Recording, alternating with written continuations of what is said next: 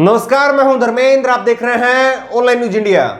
हरियाणा में बीजेपी के लिए खतरे की घंटी बज चुकी है और खतरे की घंटी ऐसी बजी है कि हरियाणा के मुख्यमंत्री और उप मुख्यमंत्री को अचानक दिल्ली आना पड़ा।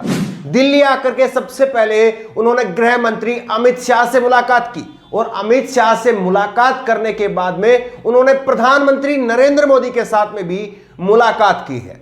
और यही बात हुई है कि हरियाणा में सरकार कैसे बचाई जाए, क्योंकि हरियाणा में बीजेपी के पास में पूर्ण बहुमत नहीं है। पूर्ण बहुमत के लिए 90 सीटों वाली विधानसभा में से उसको 46 सीटें चाहिए, जबकि हरियाणा में बीजेपी के पास में महज 40 सीट है। ऐसे में उन्होंने जेजेपी पार्टी के साथ में गठबंधन किया था। जेजेपी पार्टी के पास में 10 सीटें हैं। ये खबर हमने आपको पहले भी दिखाई थी और इस खबर की सरसराहट जो है वो लगातार बढ़ती जा रही है। और अब ये खबर दोबारा से चर्चा में क्यों आई है, इसके पीछे भी किसान आंदोलन है।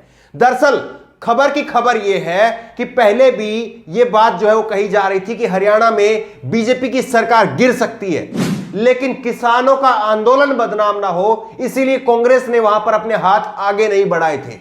कांग्रेस वहां पर स्थिति को होल्ड पर रखी हुई थी। भूपेंद्र सिंह हुड्डा कांग्रेस के नेता हैं वहां पर और पहले के मुख्यमंत्री भी रहे हैं, 2 बार के मुख्यमंत्री रहे हैं और वो वहां पर स्थिति पर लगातार नजर बनाए हुए हैं और उन्होंने इस पूरी स्थिति को जो है वो होल्ड रख दिया था ताकि किसानों का आंदोलन जो है वो बदनाम ना हो और गोदी मीडिया ये ना चला सके कि कांग्रेस ने आंदोलन इसलिए खड़ा किया ताकि हरियाणा के अंदर सरकार बना सके।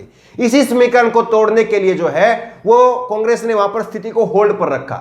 लेकिन अब जानकारी आ रही थी कि किसानों की तरफ से कांग्रेस को वहां पर कहा गया, कांग्रेस के जो आलाकमान के नेता थे उनको कहा गया और जो विधायक कांग्रेस के विधायक, जेजेपी के विधायक और जो निर्दलीय विधायक किसानों के समर्थन में थे उनसे कहा गया कि आप यहां पर बीजेपी की सरकार गिराइए, क्योंकि अगर सरकार यहां पर नहीं मान रही है, दिल्ली में मोदी सरकार अगर नहीं मान रही है तो उसको झटका देना जरूरी है। और इसीलिए किसानों ने वहां पर हरी झंडी दे दी है कांग्रेस को कि आप सरकार को गिराइए, जो बदनामी होगी, जो कहा जाएगा वो कहा जाएगा, लेकिन आप इस सरकार को गिरा दीजिए। ये किसान आंदोलन के नेताओं की तरफ से जो है वहां पर जो भी विधायक किसानों के समर्थन में है उनको कहा गया है और जो बीजेपी के विधायक है उनको भी अल्टीमेट दे दिया गया है कि अगर आप इस सरकार को बचाने के लिए खड़े रहे तो फिर आपकी जो है वो राजनीति साफ कर दी जाएगी। और आपने देखा होगा चंद दिनों पहले जो है हमने आपको खबर दिखाई थी, अभी 3-4 रोज पहले हमने आपको खबर दिखाई थी,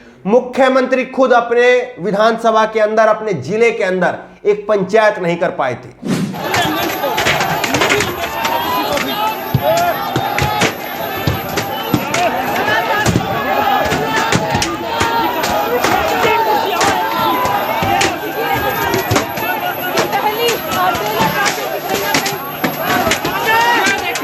ये तस्वीरें आप देख रहे हैं, हरियाणा के मुख्यमंत्री मनोहर लाल खट्टर वो अपनी ही विधानसभा में एक पंचायत तक नहीं करा पाए थे।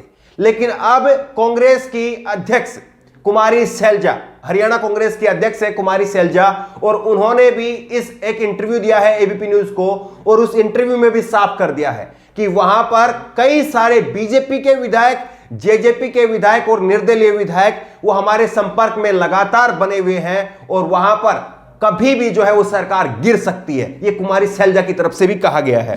और इसी बीच में आप देखिए, ये सबसे पहले नव भारत टाइम की आप ये खबर देखिए, 12 जनवरी को दिल्ली में गृह मंत्री अमित शाह से मिलने पहुंचे हरियाणा सीएम मनोहर लाल खट्टर और डिप्टी सीएम दुष्यंत चौटाला। सबसे पहले 12 जनवरी को ये अमित शाह से मुलाकात करते हैं। अमित शाह से मुलाकात करने के बाद में सीधे जो है वो 13 जनवरी को अगले ही दिन जेजेपी के मुखिया है, वहां पर उप मुख्यमंत्री हैं वो दुष्यंत चौटाला सीधे प्रधानमंत्री नरेंद्र मोदी से मुलाकात करते हैं। और ये मुलाकात जो है वो कोई आम मुलाकात नहीं है। और इसके बाद में जो घटनाक्रम ऐसा हुआ कि मुख्यमंत्री सीधे चंडीगढ़ रवाना हो गए और उन्होंने प्रेस कॉन्फ्रेंस तक नहीं की। सवाल यह है कि वो दिल्ली आए, अमित शाह जी से मिले और अमित शाह से मिलने के बाद में प्रधानमंत्री नरेंद्र मोदी से मिले, लेकिन उसके बाद में सीधे जो है वो फिर चंडीगढ़ रवाना हो गए, पत्रकारों से बातचीत नहीं की। अब आप बताइए कि अंदर ही अंदर जो है वो कितना डर वहां पर बैठा हुआ है मुख्यमंत्री के दिलो दिमाग में कि उनकी सरकार जो है वो अब चंद दिनों की मेहमान है। एनडीटीवी की यह खबर आप देखिए, एनडीटीवी ने भी लिखा है, किसानों के प्रदर्शन के बीच पीएम मोदी से मिले दुष्यंत चौटाला, कल अमित शाह से की थी मुलाकात। तो ये जो है मुलाकात लगातार जारी है। दुष्यंत चौटाला जो है वो पहले अमित शाह से मिले, फिर प्रधानमंत्री से मिले, और इसके बाद में देखिए कुमारी सैलजा है, और कुमारी सैलजा ने यह दावा कर दिया है कि वहां पर कई सारे विधायक जो हैं वो हमारे संपर्क में है। ये कुमारी सैलजा का बयान आप देखिए, एबीपी न्यूज की खबर है। कांग्रेस का दावा, हरियाणा में खतरे में है खट्टर सरकार, हमारे संपर्क में है बीजेपी जेजेपी के कई विधायक। सैलजा ने आरोप लगाया खट्टर सरकार भरोसा खो चुकी है और कांग्रेस राज्य में पॉलिटिकल वैक्यूम नहीं छोड़ेगी। हरियाणा में बीजेपी सरकार फिलहाल जननायक जनता पार्टी और कई निर्दलियों के समर्थन पर राज्य में है। राज्य में कुल 90 सीटें हैं, बहुमत का जादुई आंकड़ा 46 है, जो पहले मैंने आपको बताया है। लेकिन सवाल यह है कि जिस तरह से हनुमान बेनीवाल राजस्थान के अंदर अलग हो चुके हैं, अलग होने के बाद में उससे पहले आपको याद होगा कि किस तरह से अकाली दल, किसानों के ही मुद्दे पर अकाली दल भी अलग हो चुकी है। क्योंकि ये जो यहाँ का एरिया है, पंजाब का एरिया है, हरियाणा का एरिया है, राजस्थान का है, उत्तर प्रदेश का एरिया है, यहां पर जितने भी विधायक हैं, सांसद हैं, वो सीधे सीधे किसान पृष्ठभूमि से आते हैं। और ऐसे में जब इतना बड़ा आंदोलन चल रहा है, आज 50 दिन पूरे हो चुके हैं, ऐसे में किसानों की तरफ से सीधा सीधा अल्टीमेट दे दिया गया है कि जो किसानों के साथ में नहीं होगा वो कुर्सी पर नहीं बैठ पाएगा। उसकी कुर्सी की चारों पहिए, चारों टांगे जो हैं वो किसान काट देंगे। अब ऐसे में जो जेजेपी के विधायक है, बीजेपी के विधायक है, उनको भी सीधा सीधा किसानों की तरफ से अल्टीमेट दे दिया गया है। और यहीं पर कांग्रेस को जो है, क्योंकि वहां पर कांग्रेस ही सत्ता में आ सकती है, अगर कोई दूसरी पार्टी वहां पर होती तो निश्चित तौर पर कांग्रेस को, उस पार्टी को जो है वो किसानों का समर्थन मिल सकता था। लेकिन यहां पर बीजेपी को झटका देने के लिए किसानों की तरफ से भी ऐलान कर दिया गया है। अब सवाल यही है कि जिस तरह से बीजेपी सरकार को, मोदी सरकार को किसानों की तरफ से झटके पर झटके दिए जा रहे हैं। उससे पहले अनिल अंबानी और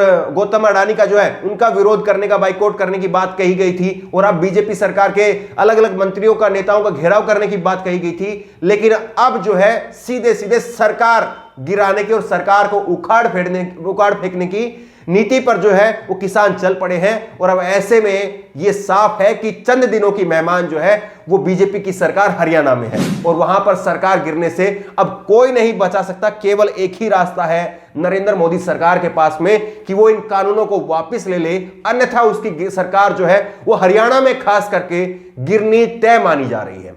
आपको क्या लगता है? किसानों की तरफ से जो हरी झंडी दी गई है और जिस तरह से दुष्यंत चौटाला और खुद मुख्यमंत्री वहां पर प्रधानमंत्री नरेंद्र मोदी से मुलाकात कर रहे हैं, क्या यह सब कुछ सामान्य है? क्या आपको नहीं लग रहा कि यह सब कुछ संकेत दे रहे हैं कि हरियाणा में सरकार गिरने जा रही है? आपकी राय क्या है? नीचे कमेंट बॉक्स में अपनी राय जरूर दें। उसी तरह की तमाम खबरों के लिए ऑनलाइन न्यूज इंडिया को सब्सक्राइब करें, साथ में जो बेल आइकन है, घंटी है, उसको जरूर दबाएं ताकि जैसे कोई वीडियो अपलोड करें उसकी नोटिफिकेशन आपको तुरंत मिल सके। धन्यवाद। इस खबर को अभी लाइक करें, शेयर करें, अभी चैनल को सब्सक्राइब करें और घंटी जरूर दबाएं।